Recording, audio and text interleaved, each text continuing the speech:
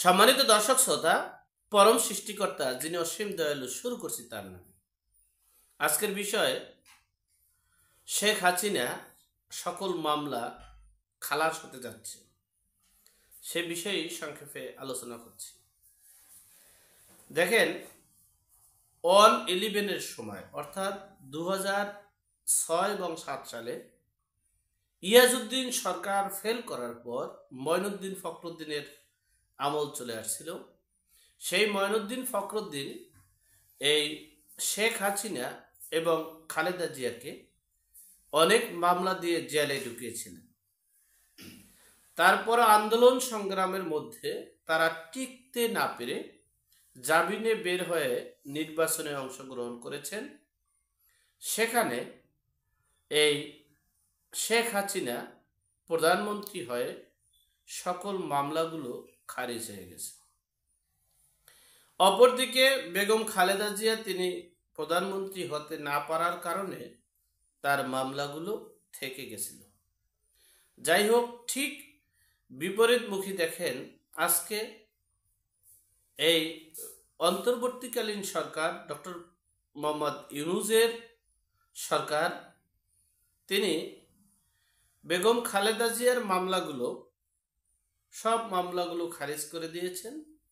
শেখ হাসিনার নামে হাজারো মামলা, প্রায় 1000 খানেক মামলা হবে, তার নামে দেওয়া হয়েছে এবং সে মামলার বিচার কার্যক্রমও শুরু করছে তারা।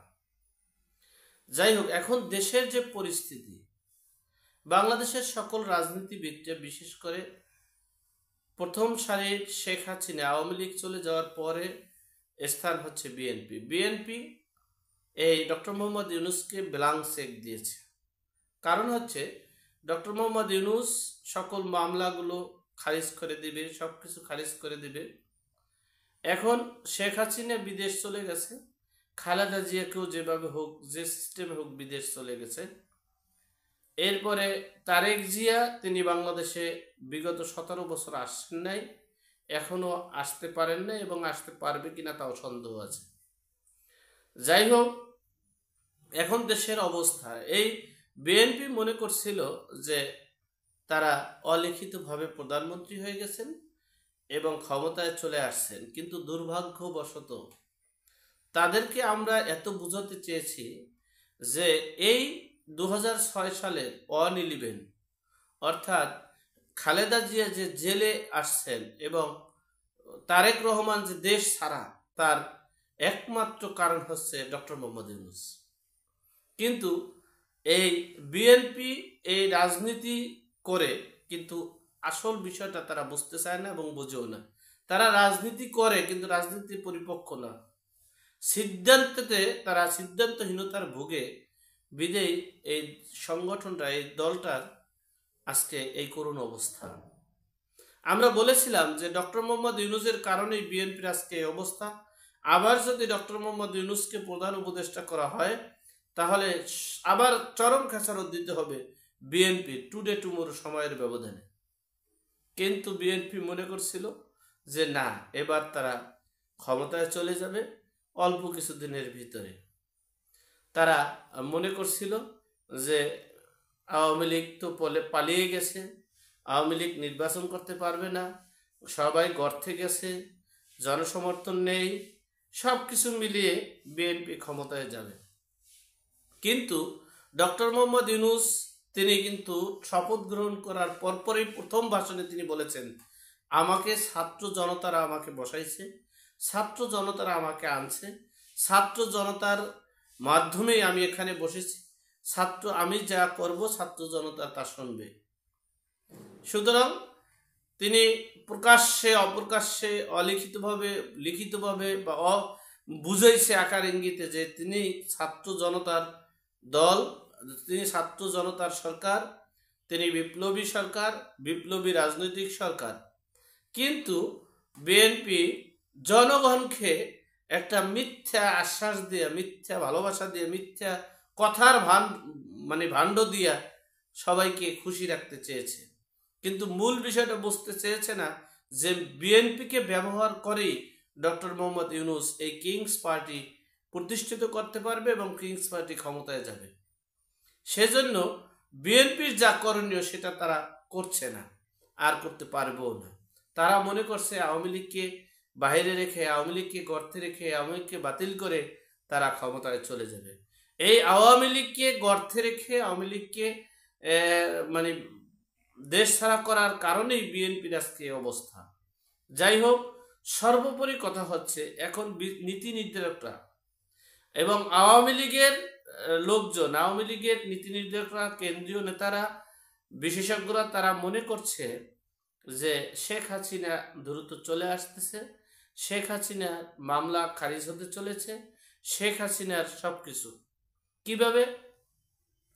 তারা মনে করতেছে যে দেশে সার্বিক দিক থেকে যেমন আমেরিকার সকল সহায়তা বন্ধ করে দিয়েছে, এরপরে সেন্ট মার্টিন নিয়ে একটা বিশাল একটা সমস্যা হতে যাচ্ছে, যেটা বাংলার ইতিহাসে কোনোদিনও এটা হয়নি যে ফেব্রুয়ারি মাসে এই ভ্রমণ, এই সেন্ট মার্টিন বন্ধ করে দেওয়া হবে।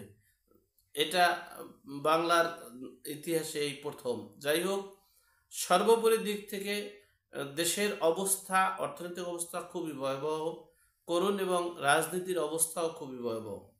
অপরদিকে দেখেন, এই তিতুমির বিশ্ববিদ্যালয়, তিতুমির কলেজটাকে বিশ্ববিদ্যালয় ভার্সিটি করার জন্য যে দাবি, এটা কিন্তু তাদের দীর্ঘদিনের দাবি, এটা কিন্তু যৌক্তিক দাবি।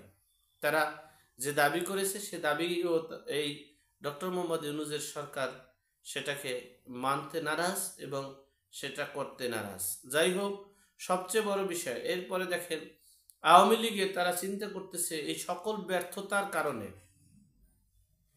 যদি এই কিংস পার্টি যদি প্রতিষ্ঠিত হয়ে যায়, নির্বাচনে যদি দেরি হয়, তাহলে দেখা গেছে কিংস পার্টিরা রাজনৈতিক দল করবে, রাজনৈতিক দল করে এরপরে তারা তাদের সারা বাংলাদেশে একটা কোরাম তৈরি করবে সরকারের আইন শৃঙ্খলা গোয়েন্দা সংস্থার মাধ্যমে, এবং তারা প্রার্থী বিভিন্ন রাজনৈতিক দলের, সেখানে আওয়ামী লীগের আওয়ামী লীগের প্রার্থীরাও এই কিংস পার্টির প্রার্থী হবে, বিএনপির প্রার্থীরাও কিংস পার্টির প্রার্থী হবে, এবং যারা আমলা কামলা হামলা মামলা তারা আছে তারাও প্রার্থী হবে। তাহলে দেখা গেছে এই কিংস পার্টিটা প্রতিষ্ঠিত হতে যাচ্ছে। অপরদিকে বিএনপি রাজনীতি দলীয়ভাবে পিছনে ফিরে যাচ্ছে। এই সুবাদে যদি তারা রাজনীতির মাঠে যদি তারা এই বিএনপিকে প্রতিষ্ঠিত করতে চায়, তাহলে আওয়ামী লীগের রাজনীতি করতে দিতে হবে। আর আওয়ামী লীগের যদি মাঠে রাজনীতি করতে পারে, রাজনীতির যদি পরিবেশ হয়, তাহলে এই মামলাগুলো ভিত্তিহীন হয়ে যাবে, মামলাগুলো অকার্যকর হয়ে যাবে। আবার অপরদিকে দেখা গেছে যদি আওয়ামী লীগ নির্বাচন করতে পারে, আওয়ামী লীগ যদি নির্বাচন করার পরিবেশ পায়, তাহলে যদিও আওয়ামী লীগ যদি ক্ষমতা গ্রহণ করতে না পারলেও প্রধান শক্তিশালী একটা রাজনৈতিক বিরোধী দল থাকবে। সেখানে বিএনপি একটা রাজনৈতিক শক্তিশালী বিরোধী দল থাকলে, ক্ষমতায় থাকলে, সেখানে এতটা স্বৈরাচারিত হয়ে উঠতে পারবে না, এতটা হিংস্র হয়ে উঠতে পারবে না। সেখানে আওয়ামী লীগের ভিত আরো মজবুত হবে। অপরদিকে এই সমন্বয়কারীরা, বৈষম্য বিরোধী ছাত্ররা, যারা এই অন-11 করেছে, 2007 সালে এই বিএনপিকে ভ্যানিশ করেছে, নতুন করে যারা করতে চেয়েছিল, তারা যদি ব্যর্থ হয়, তাদের অবস্থা এই আওয়ামী লীগ এবং বিএনপি মিলে কি ভয়াবহ পরিস্থিতি করবে একমাত্র আল্লাহ পাক রব্বুল আলামিন জানে। যাই হোক, সর্বোপরি কথা হচ্ছে, যদি পশ্চিমা রাষ্ট্রগুলো এবং ভারত, পাকিস্তান, পশ্চিমা রাষ্ট্র ভারত, সুইজারল্যান্ড, চীন, জাপান, ইন্দোনেশিয়া, সকল রাষ্ট্র অর্থাৎ পশ্চিমা রাষ্ট্রগুলো এখন এই বাংলাদেশে যে তালেবানি রাষ্ট্র, সন্ত্রাসী রাষ্ট্রে রূপান্তরিত হচ্ছে, এগুলো নিয়ে তারা রীতিমতোই এগিয়ে যাচ্ছে। এবং দেশে যদি এই করুণ অবস্থা ভয়াবহ হয়, তাহলে সামরিক শাসন জারি হতে পারে। আর যদি সামরিক শাসন জারি হয়, তখন দেখা গেছে সবাই মাঠে উন্মুক্তভাবে রাজনীতি করতে পারবে। তখন এই সমন্বয়কারীদের অবস্থা খুবই ভয়াবহ হতে যাচ্ছে। অপরদিকে আওয়ামী লীগ স্বপ্ন দেখছে, যে স্বপ্ন দেখতে তো আর ভুল না, স্বপ্ন দেখতেই পারে। তারা স্বপ্ন দেখছে যে তারা প্রধানমন্ত্রী আছেন, তারা প্রধানমন্ত্রী হিসেবেই গণভবনে চলে আসবেন। আর গণভবনে চলে এসেই তারা আবার সে 28 সাল পর্যন্ত দেশ চালাবেন। দেশ চালানোর পর তারা ক্ষমতায় তারা এরপরে নির্বাচন দিবেন। শোনেন, একটা বিষয় হলো, কল্পনার জগতে তো অনেক কিছু করা সম্ভব, কল্পনা আর বাস্তব কিন্তু কোনোদিন এক নয়। যাই হোক, সর্বোপরি কথা হচ্ছে, কল্পনাকে আমরা কল্পনার জগৎ থেকে বেরিয়ে আমরা বাস্তব জীবনের বাস্তব জগতে থাকাটাই উত্তম বলে আমি মনে করছি। যাই হোক, সর্বোপরি কথা হচ্ছে যে আওয়ামী লীগ যারা এখন স্বপ্ন দেখছে, তারা নতুন যদি নেতৃত্ব, যারা এই অপরাধী, যারা প্রত্যক্ষ অপরাধী, দেশের যে অপরাধগুলো করেছে এই অপরাধীগুলোকে বাদ দিয়ে এই অপরাধীকে বিচারের আওতায় এনে, দেশের মানুষের যে ক্ষতি করেছে তাদেরকে বিচারের আওতায় এনে নতুন নেতৃত্ব যদি গড়াতে পারে এবং নতুন নেতৃত্বের মাধ্যমে যদি নিট অ্যান্ড ক্লিন ইমেজের নেতাকর্মীদেরকে যদি সেট করতে পারে, সেখানে দেখা গেছে আওয়ামী লীগ আবার হয়তোবা পুনরুজ্জীবিত হবে এবং রাজনীতির মাঠ প্ল্যাটফর্মে আবার ঘুরে দাঁড়াতে পারবে।